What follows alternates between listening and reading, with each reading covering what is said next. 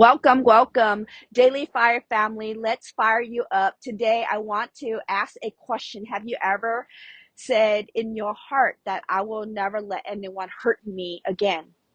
I will never trust anybody. I will never be like my mom, or I will never be like my dad. I don't need anyone. I can do this by myself. All by myself, I can do it. I don't need anybody in my life. You might think those are just strong statements, but in the spirit, can become inner vows. And inner vows are the hidden agreements of the heart. They are silent promises we make to ourselves in moment of pain, such as I will never cry again. I will never be weak. I will always handle everything alone. They sound like strength, but they become prisons. You can love Jesus, go to church, speak in tongue, and still be living by old promises you made in trauma.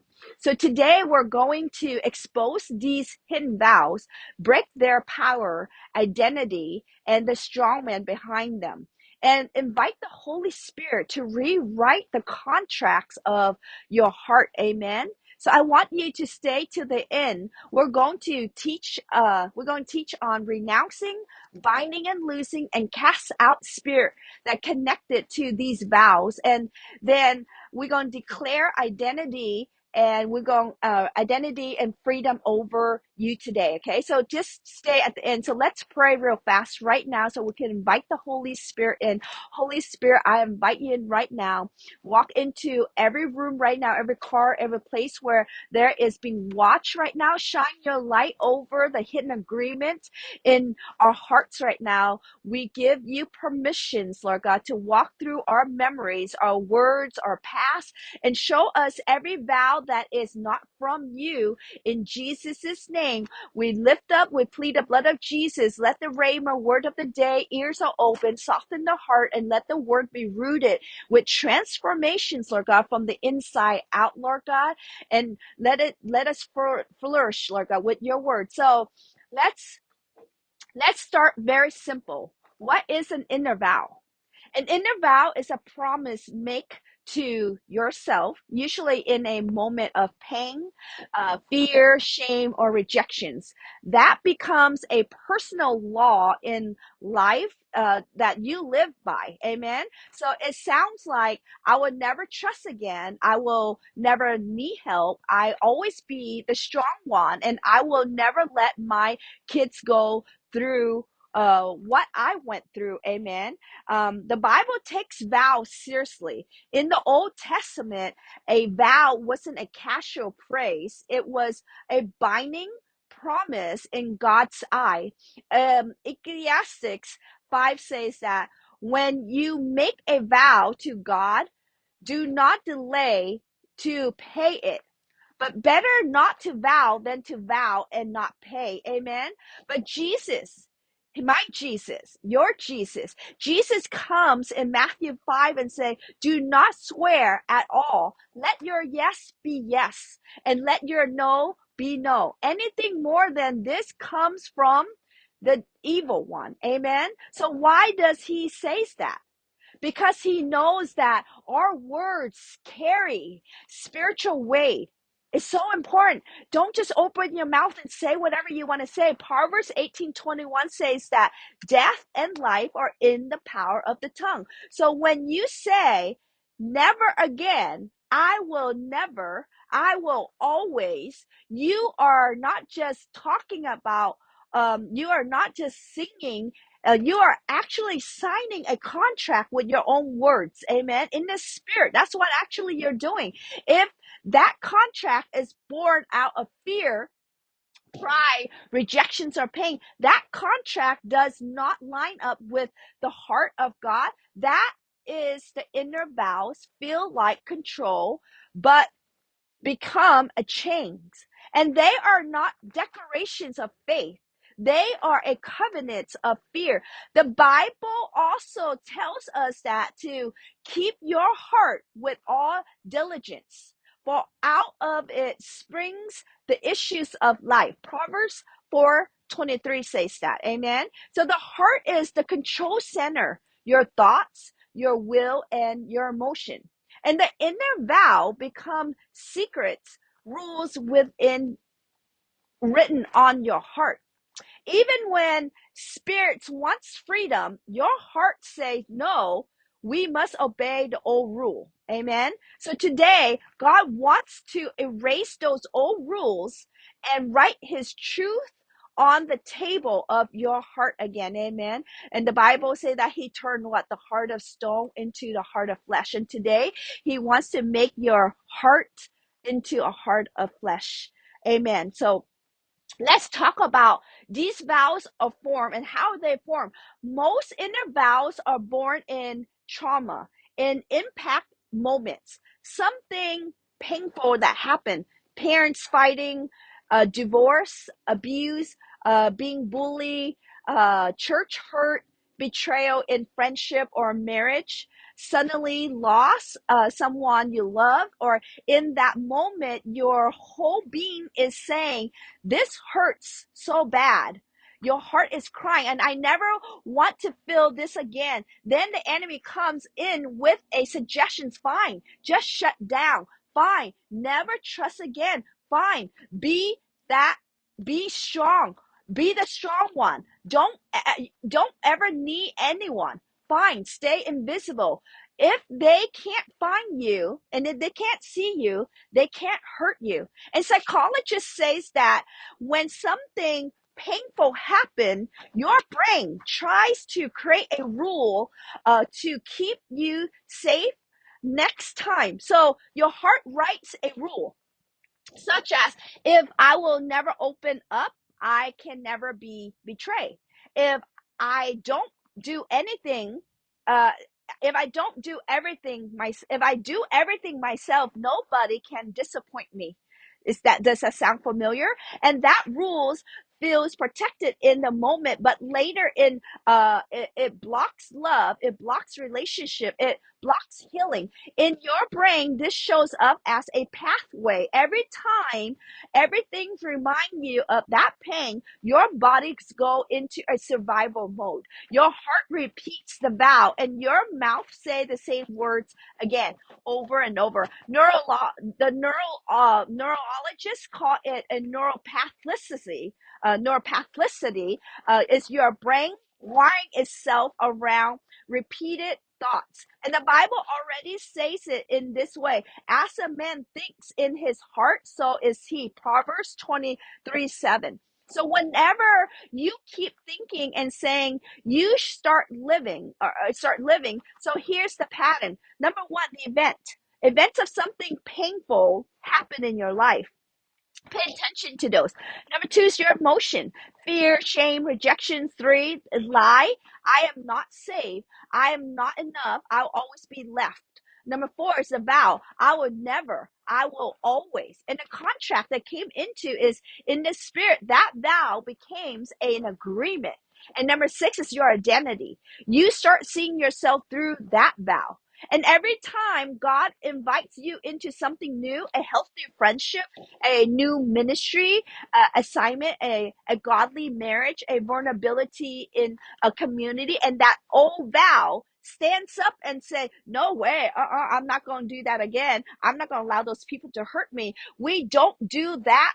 Remember, our rules excuse me, this is why we feel stuck. It's not that you don't love Jesus, it's that you are still obeying an old rule, the old contract in your soul. But the good news is that contracts can be broken in Jesus' name. Amen. So don't allow that old rules to try them, the feeling, so where it hold you back in bondage to where you're not able to move forward with the next relationship what God has for you. So let's look at three stories that show different kinds of vow. Jephthah is the surviving vow. In Judges 11, Jephthah was rejected by his family. He was the son of a prostitute, and his brother pushed him away. That wound of rejection sat deep. When Israel needed help, they called him back to lead them into battle. Instead of resting in God's favor, he tried to earn God's help. He said, God, if if you give me a victory, whatever come out of my house first, I offer to you. That was a rash vow. It came from fear and insecurity, not from faith. When he came back from victory, guess who came out from that door? His daughter, his only daughter, came out dancing to greet him. His words cost him deeply.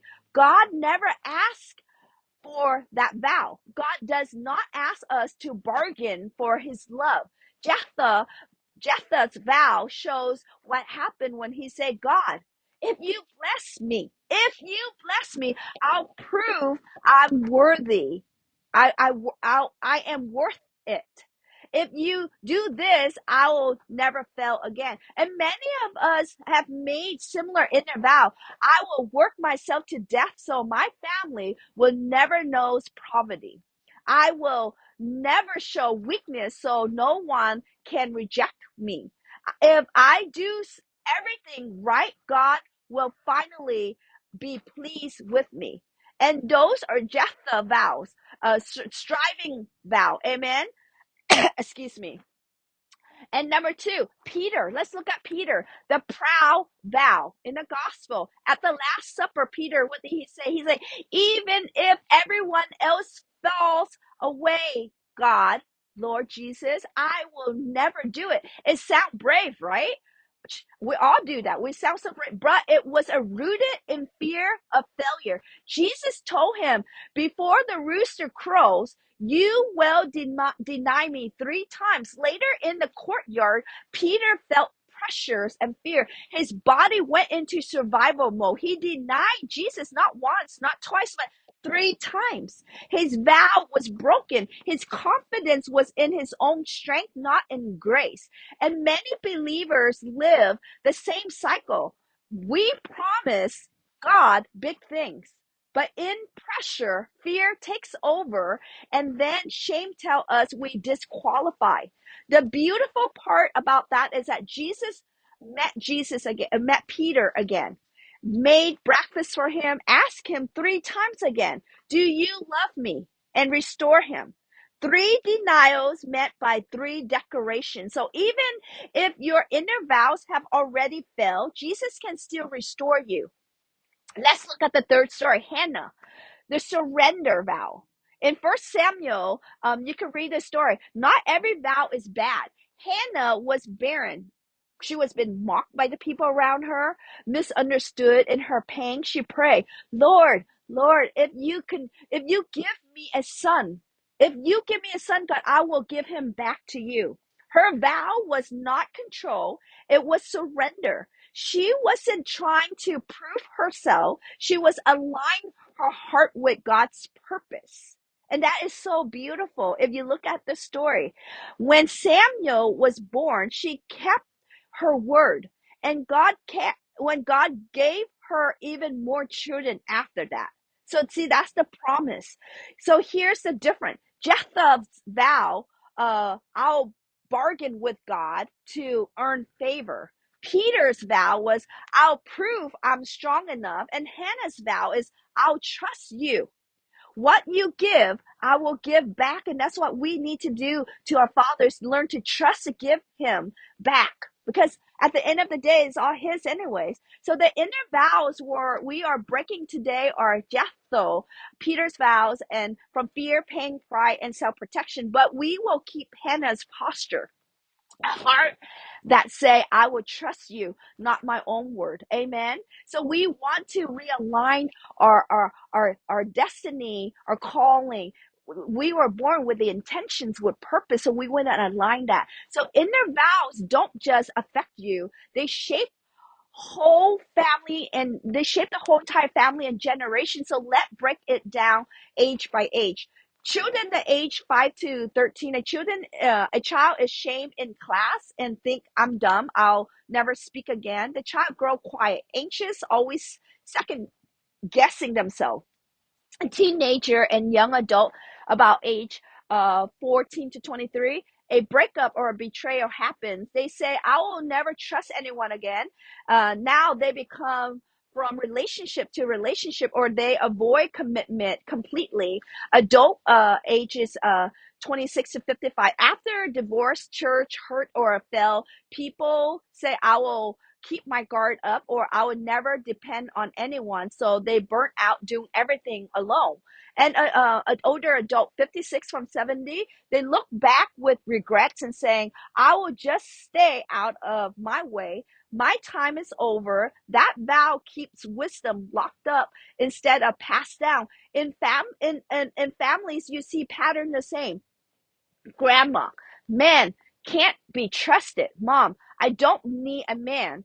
Daughter, I will never get married. These three generation repeating the same vow. These are spiritual contract traveling through the bloodline, and a lot of us, we don't even realize as a generational blood that travel through. But God say in Isaiah 58:12, say that you shall rise up the foundations of many generations, and you shall be called the repairer of the breach. And you are that repairer. Today we are not just breaking your vows, we are shifting something in your family line. Amen. Today is a day that you stand in the gap for your daughters and your generation to come. And you say, today's the day that I'm going to break that bloodline of whatever my mom did, came from divorce.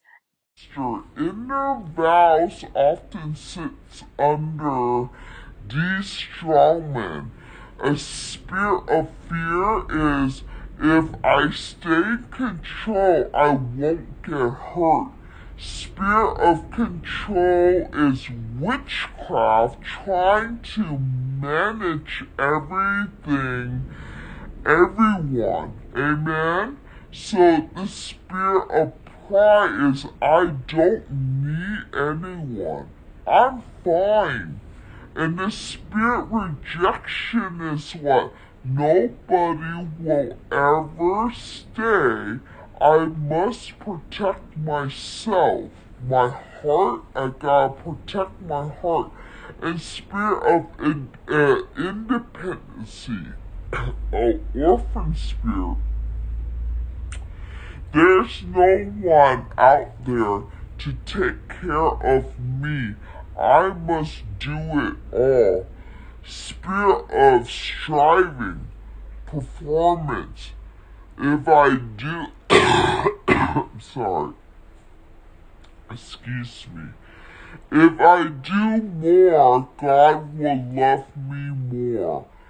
Love people will accept me. I'm sorry. The vow is the open door. The spirit is the thief that walked through the door. So